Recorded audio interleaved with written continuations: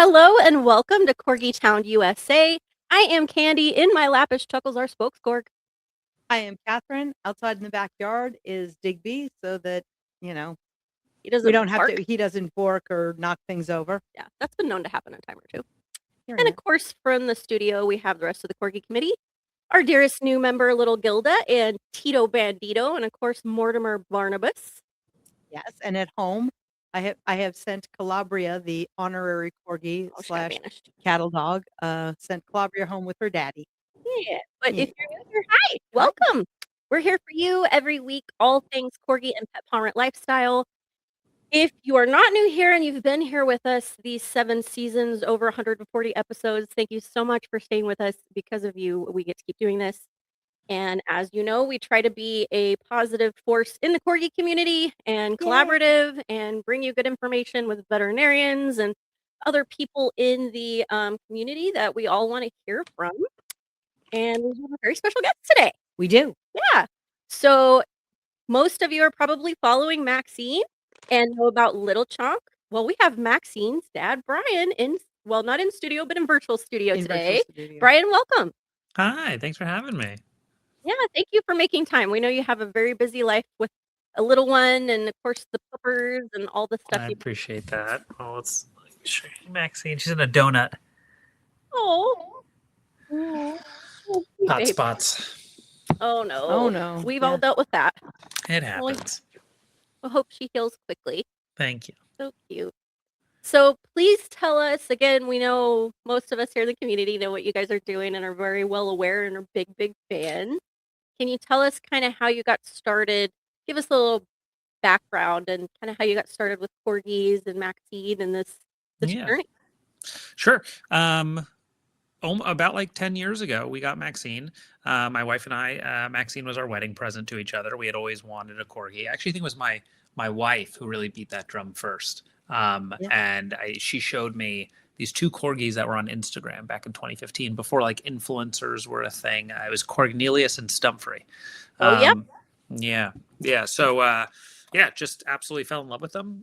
We got Maxine and, put her on Instagram. Fun thing to do. I had another job. I was working in advertising and making movies, and I just put her on Instagram. And basically over the next 6 years, we grew to like, over 7 million followers, and she became known as the dog in the backpack. And this is a pretty wild, unexpected little journey, and been a part of Corg Nation, Chonk Nation for a long time, and it's been great.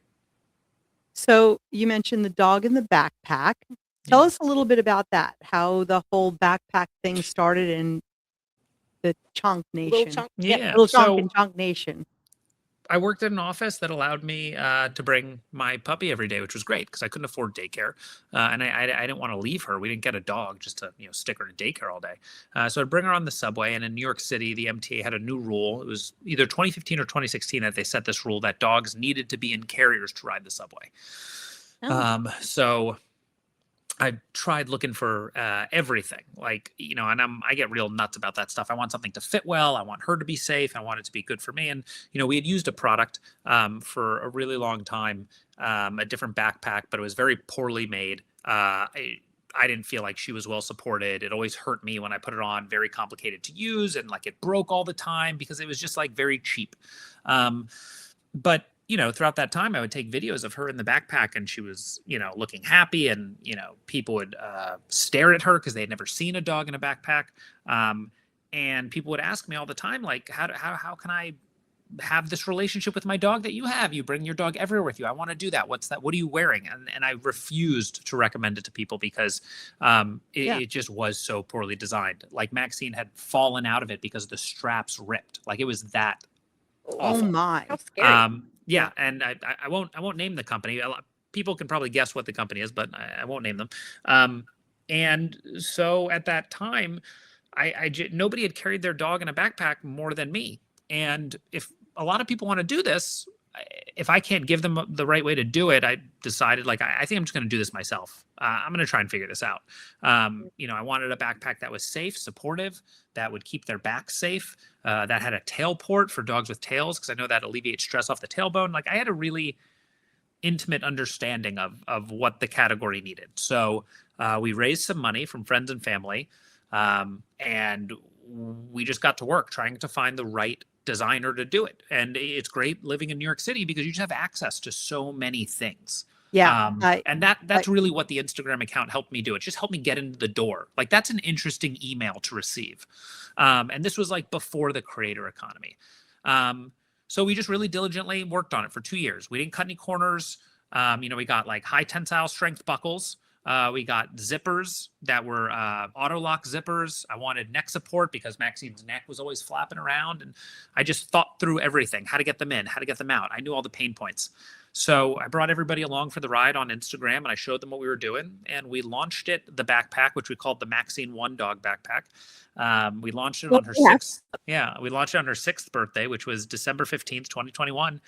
And people, like, we saw on Shopify, like, people were waiting around the world for it, which like blew my mind. Whoa. It really was crazy. We saw like a heat map, and there were people just waiting for us to flip the switch on the website, and it sold out in 4 minutes, which was crazy. Yeah. And now we've probably sold upwards of about 50 to 60,000 dog backpacks around the world. It was rated the best dog backpack by Wired, Good Housekeeping. The Dodo gave it its paw of approval. It said it was the perfect bag for dogs with mobility issues. And it was great. And we still sell it. It's still rated like the best dog backpack by so many outlets, and people love it. And, they're making memories with their pets. And, we've seen people go rock climbing and jet skiing and motorcycle riding. And, I take her on the Vespa, and it really is, just as a consumer who just wanted a good product. It's a really good product. We built something really awesome. I'm very proud of it. And that just kind of set everything up. It just kind of proved, like, for the first time in my life, oh, wow, I do know more and can do this better than the person next to me. That was like the first time I ever had that feeling. And it was something people genuinely needed. And that's when Little Chonk, the company, was born. So since then, we developed a bigger dog backpack with, if people know Brody that dude down in Florida, we named it after his dog. We designed that with a backpack designer from REI, which was awesome. I mean, it is a beast of a backpack. It's got like metal rods. It's got like a shoulder harness. Whoa. It's really designed to be safe for the human and the dog. We're working on a smaller one that we're going to release later this year. And we designed a water bottle called the Little Gulp. And then most recently, we just launched the Little Chonk Health Department, which is, we can talk about that in a little bit. But yeah, it's been a really cool journey, because it seems like everything that I've wanted to do with Maxine and our company, it seems like we just kind of started doing it because there was a need for it, and I love to do it. And now, like, influencers are a big thing, and the creator economy is a big thing. And now there's a real ecosystem of creators making stuff. So it's been a wild ride. Yeah. That is so wonderful. I mean, I didn't realize you're over in New York City, and you had a lot of wonderful resources over there. I'm a graduate of Fashion Institute of Technology over on 27th Street. Wow, yeah. Yeah, so great place. That, I think that makes all the difference when you do it with intent, and you source out the best of the best, which is you're surrounded by. And you don't just go, oh, what can we make super cheap and charge a lot of money for? Yeah, never. Like, the people that I worked with, they were, I think they got it, but like, I'm not easy to work with, because if I'm going to do something, I think anything worth doing is worth overdoing. So I'm going to keep asking you, how can we make that better? How can we make that better? Like, we delayed launching this product for many months because we had to source these buckles from somewhere different. And like a lot of this stuff was basically what I had done research on and then gave to a technical designer. I said, like, validate what I'm saying to you, validate these buckles, and validate all of it. Like, make sure what I'm thinking is right, because I'm not the expert. I have just a high bar. So go execute that. And we really would not put a product out until it passed, until I was happy with it enough that I would put Maxine in it. And I'm only going to make the best for her, so I'll take that and then give it to everybody else. What a good daddy. Of course. And there's, you know what, though, there's to that point, there's no better product tester than your own pain. Yeah. Right.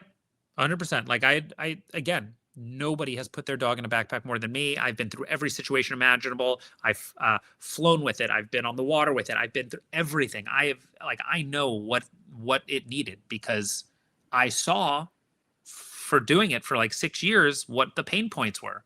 Yeah. Getting a You dog lived in it. and out was impossible. This other product, I stopped using it. I used it once. I was like, I'm never using that again. It's too hard to get her in and out. It sucks. Yeah. And one thing I really like about the Little Chonk is the fillet feature. The fact you can fillet it open. So Yeah, your the dog runway. can walk That's how. in, So I runway. trained. Yeah. Yeah, that's how I trained Maxine. I lay it out flat and I train her with treats to walk the runway. And now every time she sees the bag, she just walks her little butt on the bag and sits down, and then I just put it right over.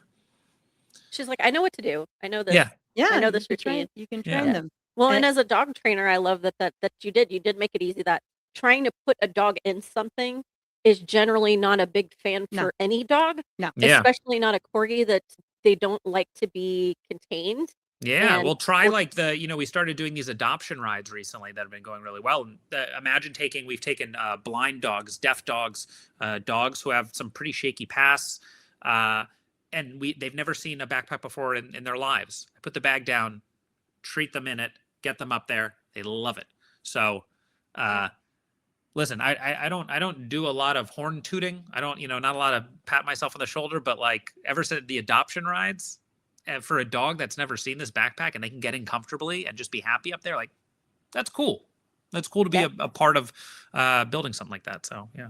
Yeah, and we amazing. appreciate it. I had most of our audience knows that we're members of the Shade Out DM, the nonprofit that's all about awareness for degenerative myelopathy, which is very highly occurring in corgis.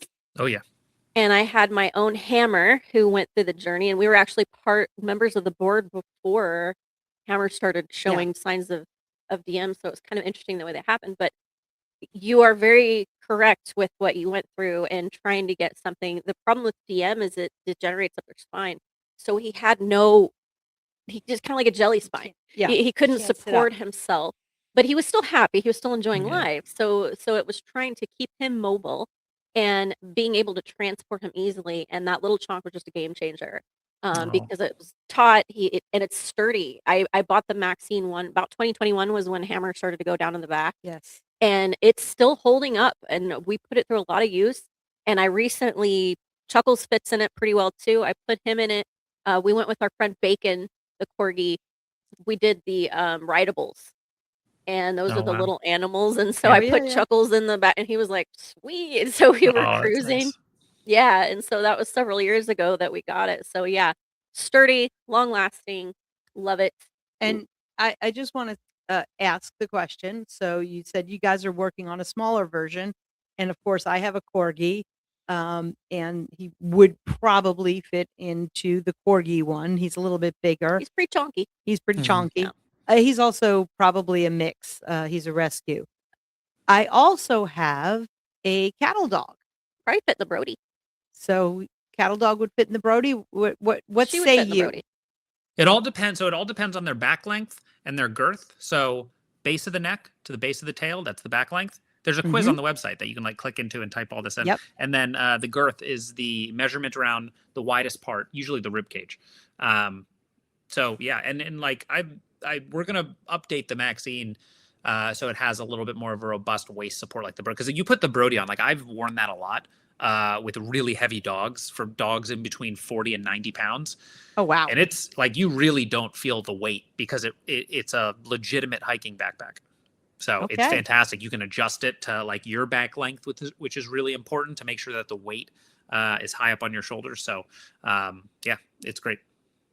So I just wanted to get that in for, people like me that don't just have a Some corgi, bigger pups too. but Yeah. we have bigger pups too. Oh So, yeah, yes, it's not just for corgis.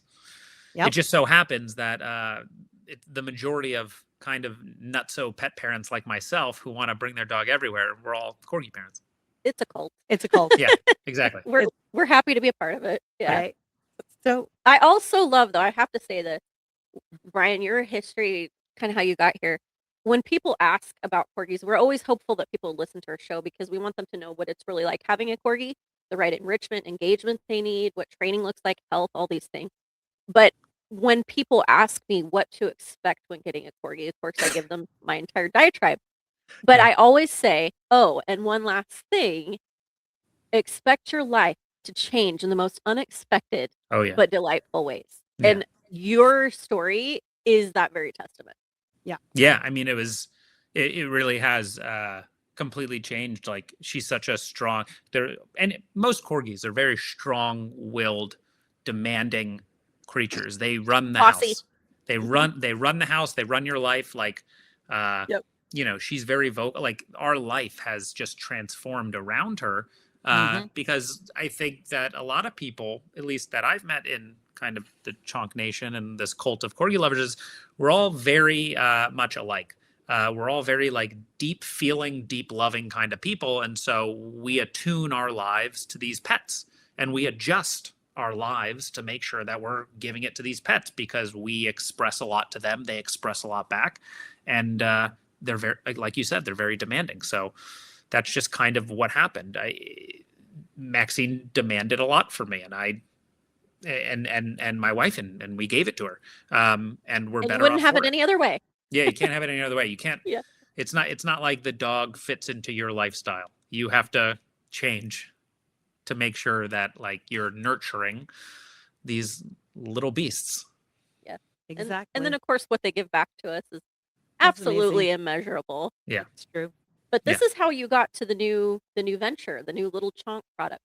I'm Yeah, super so excited to talk about this. the new thing is we just launched the Little Chonk Health Department that we had been incubating for a really long time. And it's a much bigger swing because we're dealing in the health and wellness category, which now things get really complicated because you're not just making like a fun product like a dog backpack, which of course has its own requirements in terms of making sure that like you're talking to the right physicians and doctors about how to deal with the dog's physiology. But Maxine has had arthritis since she was 4.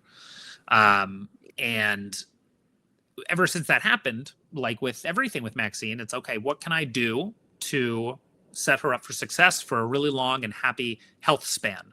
How can I make her comfortable? How can I slow the degeneration of arthritis because it's incurable? So basically, for people that might not know, their joints will just get worse and worse and worse over time. They will get slower. And I've been in a very, very fortunate position that she has been my job. So I can spend the time to learn what are the best therapies. I can talk to some of the best doctors because, again, New York City is a great place to be. And I've got an Instagram account that I can send an email and I'll get a response. And again, I understand the privilege of that. So since she was 4, I've been looking for the best therapies and the best doctors to, deal with her arthritis, to rehabilitate her, and to give me information that I need, because it's very difficult to find good information, especially these days. There's a lot of keyboard warriors out there who love to chime in and think that they know. And the honest truth is 99.9% of shit on the internet is made up. And I've seen blogs from people who purport to be experts. Right. And I've seen people who have big followings purport to be experts, and the stuff they put out there, there's just no better way to say it other than you're full of shit and that's not true. I won't have that conversation in the comments section because it's just not a helpful conversation to have on the internet. Like I've taken it offline and I've talked to people face to face, and they're very nice conversations. Once you get people off the internet, you can have a very nice conversation. But the problem is, I'm sorry. Then they become human again. Then they become a little like, I've done that before where I've gotten it. I've seen a comment, I'm DM them and be like, can we talk about this just to know that there's somebody sane on the other end. That's what I need to know. And usually people come off of it, but so that's the danger. And, I think that pet health and wellness is now moving really rapidly, for better and for worse. And I think there's a lot of reasons fueling that. But what happens in that instance is you have a lot of companies out there who are shilling snake oil to pet parents. And I put myself in the category of a pet parent who wants to, I want peace of mind that I'm taking the best care of my pet. And when I wasn't in this position, I would look to these companies and I would do a quick analysis like, oh, that looks legitimate. Or I try, great, I'm going to give that to my dog. And what I realized is that 2 years ago, Maxine's arthritis started getting really severe. we knew that was going to happen. Doctors had told us at some point it's going to get really bad because it's in her her wrists, her elbows, and her shoulders, and it got severe. So I started auditing everything I was doing. At the time, I was doing hydrotherapy, PEMF therapy, laser therapy. All of these were clinically backed. I looked up the science, great doctors. And then I looked into the supplements I was giving her, and I was giving her supplements from the best. There's a company that makes them, and it's on the shelves behind your vets, and it's at every doctor's office, and it's like, oh, this is the best. Everybody pushes it. Like a gold standard. Yeah. I'm sorry? Like a gold standard. They call it like a gold standard. Yeah. So I started diving into these supplements, and I started looking at the ingredients, and about 2 years ago, when did ChatGPT come out? Like, now we have these tools where you, as the layman, can just ask questions you can just go on there and ask questions, and it's really helpful. AI is great and it's bad, but it's great for a lot of reasons that you can get really good answers. And so I had this conversation, and I had this hypothesis that many of the joint supplements that were being sold to people as the best use these two ingredients, glucosamine and chondroitin sulfate. It is on every single product currently in market. And when we started diving deeper, I had this hypothesis, and what I did was I brought it to this guy named Dr. John Loftus. Dr. John Loftus is a double board certified vet. He's board certified in small animal internal medicine and nutrition. There's only about 10 people like that in the world who are double boarded. So I went to him and I said, what's going on here? Am I right about this? Like, this seems kind of crazy that this entire industry is propped up on these ingredients that recent published peer-reviewed science has shown has no market effect on dogs with joint discomfort over a placebo. So the TLDR of that is it's not doing anything. And that was from several studies that go as recent as 2022. And he said, you're right. It's just something people don't talk about, but a lot of vets are like getting hip to this idea that glucosamine and chondroitin sulfate don't do anything, and that there's better ingredients out there and there's better science. So why is that in a lot of supplements? It's in there because it's cheap to source and it's easy to market. Pet parents know it, because pet parents, and again, I put myself in this category that I will believe. I'm a gullible guy. If I see these two ingredients on the best products and across more than one product, I'll be like, oh yeah, give me that. I want that. It seems like that's the thing. And it's just not. The problem is why that's why it's there and nobody's doing anything about it. There's a few people out there that you see that are kind of beating that drum, but it's a hard message to tell to people because it gets complicated, and some people just don't give a shit to hear it. Like, people just want the thing and that's it, and they go and like, great, I'm giving my dog this. So I had a lot of conversations with this doctor, and I said, can we make something better? Can you help me do that? And it started off like that simply. So great. Dr. Loftus, he's on board. Then we worked with another guy who I had a close relationship with, who was the head of production at an agency. And he said, you know what, let me go find us a manufacturer that is like right at the top of the food chain. They've got all the certifications, human grade, X, Y, and Z. He talked to 30 manufacturers to find the best one that we could work with that could create something that we wanted. And what we wanted to make was a hip and joint formula that's based on modern peer-reviewed published science, that every ingredient had a functional benefit, that we could point to the science and say, here's what this is supposed to do, and it has been proven to be effective. So that's what we did. We formulated something. It's built on omega-3s, which really is the cornerstone for joint support. It also has a lot of other benefits for skin and coat. And then we added hyaluronic acid, green lip muscle. Again, modern peer-reviewed science supports these ingredients as clinically effective for dogs with joint discomfort. And ashwagandha, astaxanthin, and zinc. And then some vitamin E. So it's really like we built the hip and joint chew that I wish I had years ago. So yeah, that's a lot. Yeah, that's amazing. I love what you're doing, and I want to touch on what you're saying about glucosamine. And we were talking about this, Kat and I were earlier at lunch, about because as we were talking, I'm having the same kind of very similar areas where Maxine, I'm having that with Chuckles, and he's a busy guy. Now I have Mortimer, who's like, he would be a happy corgi to sit on the couch with you all day and eat snacks. Yeah. He's my papi chulo. He's laid back, wants to chill. Chuckles, not so much. He's very busy. He's very work driven. He's my service dog, and he absolutely loves to washu the ball. We call it washu the ball. But he's started to get the limp, and what you were saying about the glucosamine, I had a conversation because our vet referred us to an orthopedic surgeon. And the orthopedic surgeon, I was telling him that I had Chuckles on a product that seemed to help a little bit.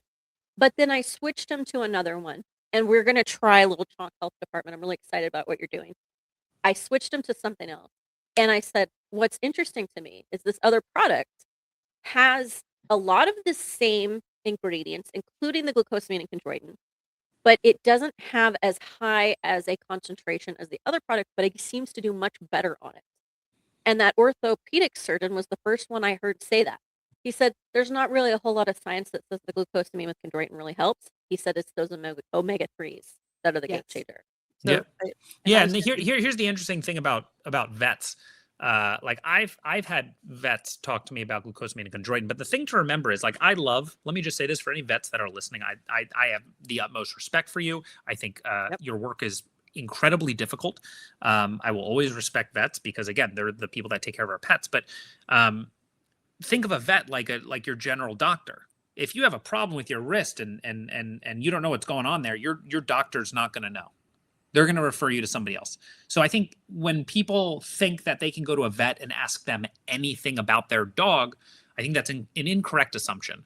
And I think that's kind of unfair to put that on a vet. So, that's why if there's ever a really specific thing, your vet might know, but it's probably more likely that they might not know. And I've spoken to a lot of vets about, like, even vets that might push glucosamine and chondroitin, like, they don't teach a lot of that in vet school when it gets down to, like, the details of nutrition and some of these other things. And if there's an industry that props up two ingredients and said, this is great for the longest time, as a vet, it's in their interest to know that and they think they're doing the best for their client, but vets don't have time to dive into all this stuff between their patients. It's just not going to happen. So I just want to say that if people hear something from their vet, your vet might know, your vet might not know. It's not really up to them to help you with something like this because it's not it's not something they're really focused on. Yeah. And we have specialists for a reason. We also, like doctors, vets are constantly having to educate themselves. And they are educated by, and I think, and I think that is a little bit of the issue. They are educated by, the supplement people, the prescription people. And so they can take this in, as I say to people, with yourself and with your pet, do the research yourself. And you did it. And, you came up with, I know omega-3s are amazing. I personally, years and years ago, from small marine sources, there's always more detail you can dive into. That's what I always tell people.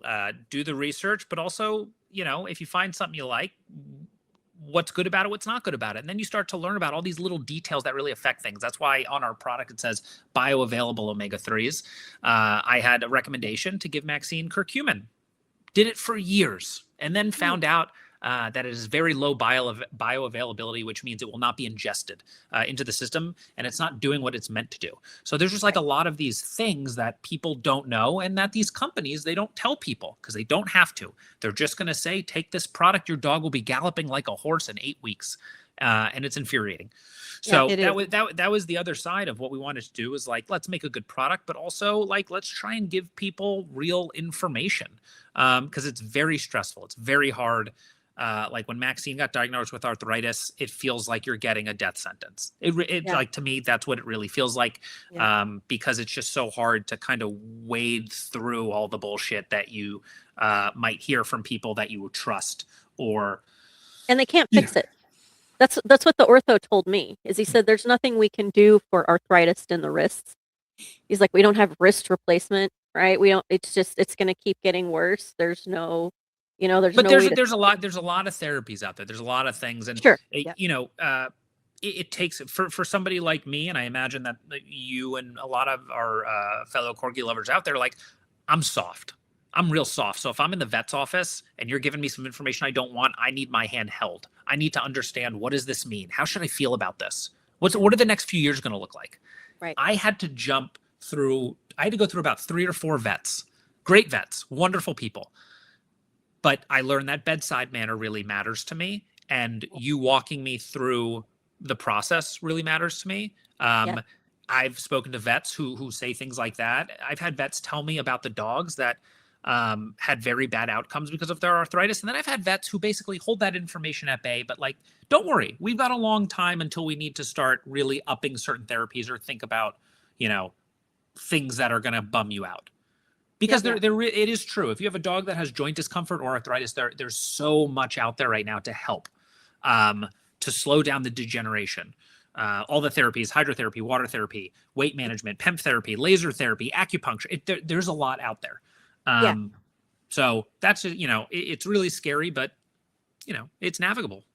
For sure. And we're here for it. And yeah, you're absolutely right. And I love that you said you're talking about these different quote unquote experts here on the show. Thank you for doing all this research. Again, you've lived the pain.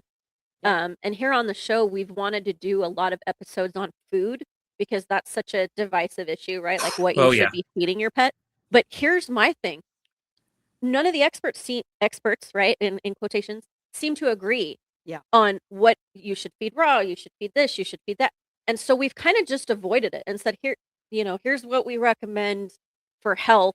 Because nobody's doing long-term studies. It's really hard to do the kinds of studies that need to happen across anything in the pet industry. So nobody's doing the studies because they're time intensive and they cost a lot of money.